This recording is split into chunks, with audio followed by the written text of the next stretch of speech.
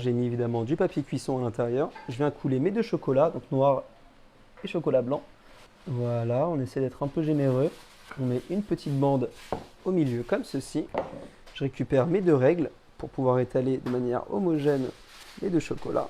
J'ai ici deux peignes pour tracer des traits comme ceci. C'est un décor en chocolat assez sympa à faire. Vous allez voir. Un petit aller-retour juste à la fin. Mon chocolat est à la bonne température, ça va refroidir assez rapidement. La petite astuce, c'est de refermer le livre comme ceci. Ça va se coller. On met tout ça évidemment au frigo pour quelques minutes.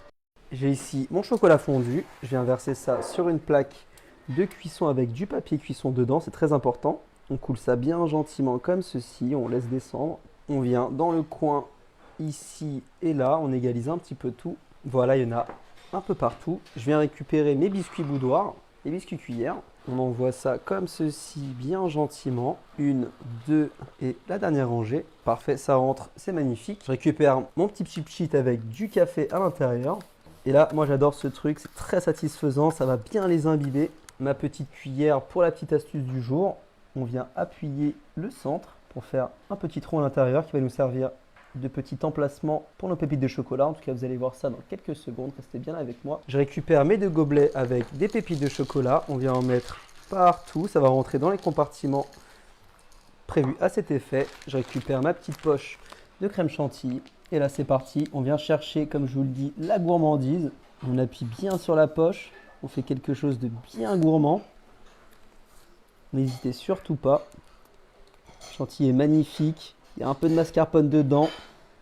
On remplit l'intérieur. Et là, on vient, même chose, bien appuyé. Une bonne couche de chantilly. Ça marche toujours bien avec les biscuits cuillères, le chocolat, le café. Je vous en dis pas plus, les amis. Restez bien avec moi. Évidemment, vous avez toute la recette sur le site. Ne vous inquiétez pas, tout est prévu. Je récupère à l'aide de mes petites feuilles la première partie. Même chose avec la deuxième. Regardez-moi comment c'est gourmand. Évidemment, j'ai enlevé le papier d'en dessous. Voilà, magnifique. Je récupère mon livre du frigo, le chocolat bien figé à l'intérieur. On vient enlever délicatement la première page. Je me sers d'une petite palette pour pouvoir décrocher mon super décor. Notez que j'ai ébarbé les bords, j'ai enlevé les bords pour avoir un motif qui me convient. Et on le pose délicatement sur notre super dessert. Il y a un super effet. Régalez-vous, mes amis.